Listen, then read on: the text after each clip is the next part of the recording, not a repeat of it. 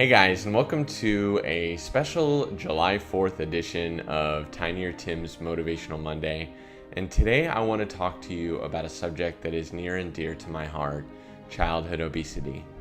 In case you're not familiar with my story, I've always been heavy. I've always struggled with my weight. I was a chubby kid, and that graduated into a chubby adult.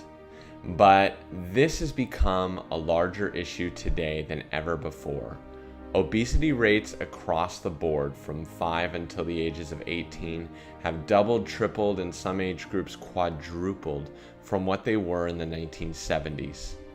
Back in 1970, there was not a single state that had a prominent population of obesity, and today 1 in 3 states in the United States actually have an obesity epidemic where there's a significant portion of the adult population that is considered obese, and this is becoming a huge issue. I was recently thinking about this issue because I had a reader write in confused about how to help their children lose weight. And helping kids lose weight is a much different issue than helping adults. With adults, we can provide a little bit of tough love, but children need support and they need love because more important than anything else, we want to make sure that we don't encourage eating disorders in children. And this becomes a big problem depending on how the obesity message is delivered. So I wanted to give you 4 ideas to start helping your kids lose weight if they're struggling with this. As someone who was an obese kid, I wish that someone had sat down with me sooner, but it's a tough issue and it's a confusing issue, and I wanted to give you guys some suggestions on how you can do this. The first step is being a good example yourself. One of my favorite quotes says, "I can't hear what you're saying because your actions are speaking too loud." If we're going to be able to help our kids lose weight, one of the first things that we're going to have to do is to start eating healthy ourselves and making health a priority in our own lives. If you're not doing that, nothing you say or do to help your kids is really going to make a difference, because in the back of their heads, they're always going to be thinking, but wait, mommy, you do this, or wait, daddy, you don't do that.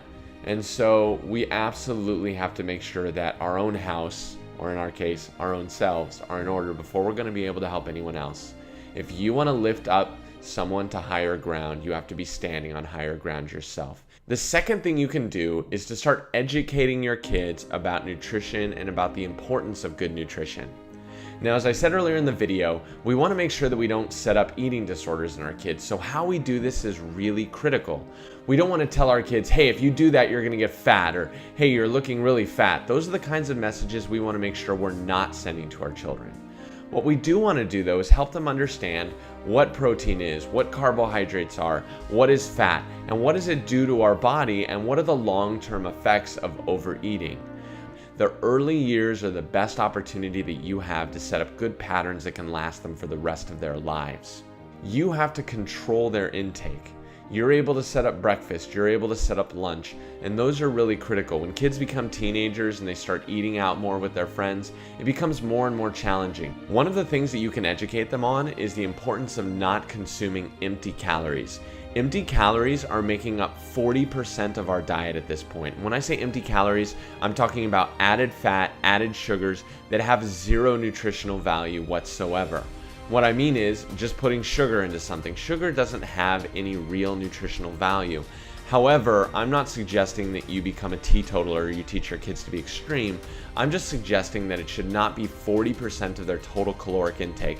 That means reducing soda, reducing sugary ice cream, reducing popsicles and desserts. It means that you should be extra mindful of those things that are not producing added benefit to your kids. As with any weight loss program, whether we're talking about kids or adults, the most important thing that you can teach and implement is eating more vegetables. Make 2/3 of their plates vegetables and 1/3 with the meat portion, and then if they're still hungry and they are going to get a dessert as a treat of some sort, then give them that thing in moderation, but only if they eat all their vegetables. Just like you were taught as a kid, you don't get dessert unless you eat those vegetables. If you're hungry, they're right there on the plate. The third thing you can start doing right away is to be active with your kids. Kids that play sports are significantly less likely to suffer from obesity.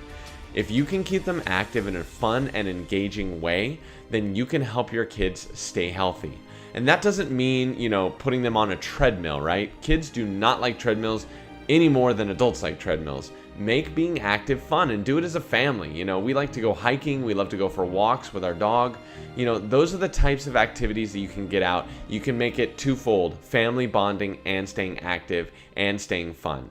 You are going to have to take the impetus. When we were growing up, we had PE. Today, only 6 states left in the entire country are requiring physical education from kindergarten until 12th grade. Only 6 states left. That means if that is going to happen, activity is going to happen, it is entirely up to you as their parent. And the fourth thing is to make sure that you tell them every single day how much you love them and that your love is unconditional. Being an obese kid is really hard.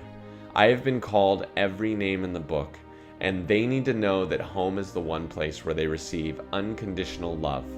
But home is also not the place that should poison them. Home is the place that should help them be their healthy best selves. So set the example yourself. Educate your kids in nutrition. Make sure that they stay active and do it with them, and love them unconditionally. And using those things, you can help your kids stay healthy.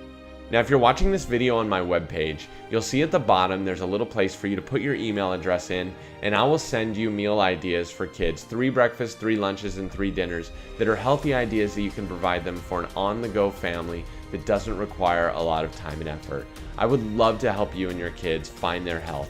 You have an opportunity to help your kids set a trend of health that will last their entire lives, producing not only quality, but also quantity of lives. If you can do that, you can make their Monday magical and motivational. We'll see you guys next time. Thanks.